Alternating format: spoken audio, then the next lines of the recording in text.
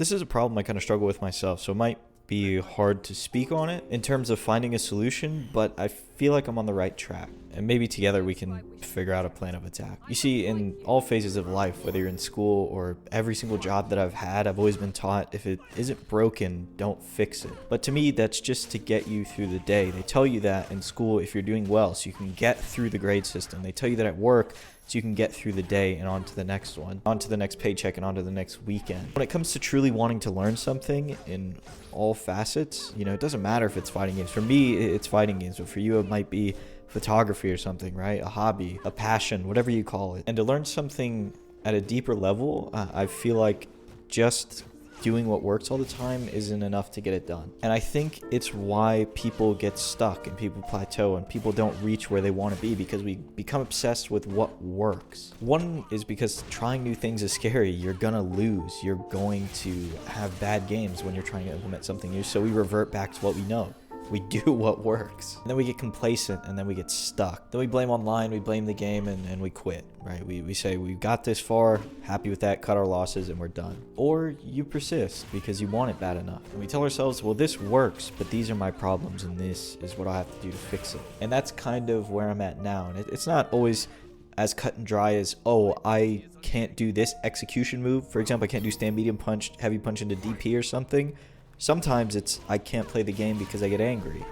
And sometimes it's my neutral is bad. It can be very ambiguous and we don't know how to handle that. And that's when the lack of education that I was talking about before starts to kick in. We don't learn how to figure out things on a very deep level in school and in jobs. And when I say jobs, I'm not talking about your career, right? I'm not talking about somebody who goes to school for 4 years for something and does have a deeper understanding of what they're doing. I'm talking about working at Target like I did, and just selling phones and stocking the electronic shelves. There was no part of me that yearned to understand how the inventory system works or how to optimize the way that I'm working. I just went there, did what they said works, and clocked out at the end of the day. In fact, they deter you from wanting to understand more because then it starts trouble for them, right? You're going through the systems and you're messing things up. Do what works and don't fuck around. That's a great way to earn a paycheck, but it's not a great way to learn something like Street Fighter. And this is something that if you think back to when you first started playing these games, you're probably doing this subconsciously, right? You're trying new things and you're messing around because you don't understand the game. You don't have any reason to not mess around and lose a couple ranked games or whatever it is. The ignorance shrouds you from any backlash that you feel emotionally, and you just want to press buttons on your character and see what they do, or you just want to use the system mechanics and see how they interact. It's a great time to be a fighting game player when you first start. Then you get a couple games under your belt and you get a couple rank ups and you say, wow, I don't want to lose this. I'm just going to keep doing my gimmick, or I'm just going to keep doing whatever this guy is getting hit by, which is a good thing to do in matchups, right? Player versus player matchups. If somebody's getting hit by something over and over again, keep doing it. But if you continue to do that and that's your flowchart every single game, eventually you will reach somebody who doesn't keep getting hit by it, and then you just don't know what to do. You've met your brick wall. And that's what you have to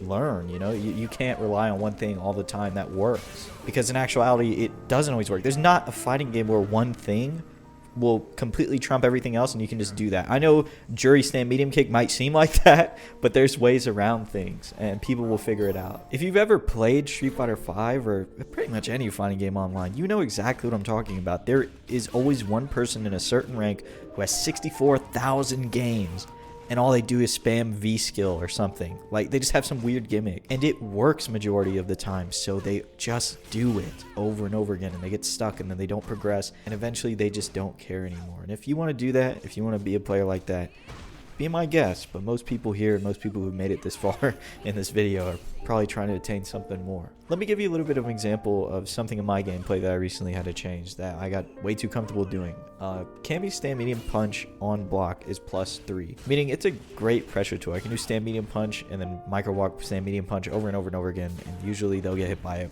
once in a while. But at some point, I just would always do 2 stand medium punches over and over again every single time on their wake up, or just walk up, stand medium punch, and then nothing, right? I was like, oh, they didn't press, so I'm just gonna stop, even though you're supposed to use it to stagger. Like, maybe do stand medium punch, pause, stand medium punch, maybe do stand medium punch, stand heavy punch, or maybe you do stand medium punch, crouch medium kick, right? There's a bunch of stuff you can do afterwards, but I got so comfortable just doing 2 in a row and stopping that that just became my pressure, and it was super flowcharty, and sometimes it would work, and I was happy with that. But now, if you're watching the gameplay in the background, you'll see I do stand medium punch, and then maybe I walk up and throw. Or maybe I do the crouch medium kick, or maybe I'll do another one, and then do stand heavy punch behind it.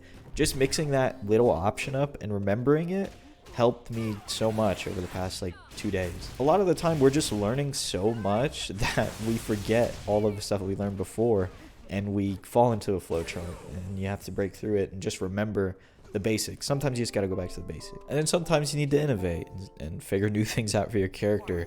The crazy thing about fighting games is in certain titles, like especially anime titles or obscure ones, there's not always a robust guide for your character. You have to do some research on your own in the lab, or you have to go to a Discord, you have to ask questions. It's a very involved process, so I get why some people fall into the trap of not wanting to innovate anymore and not wanting to step outside of their comfort zone or what they've discovered.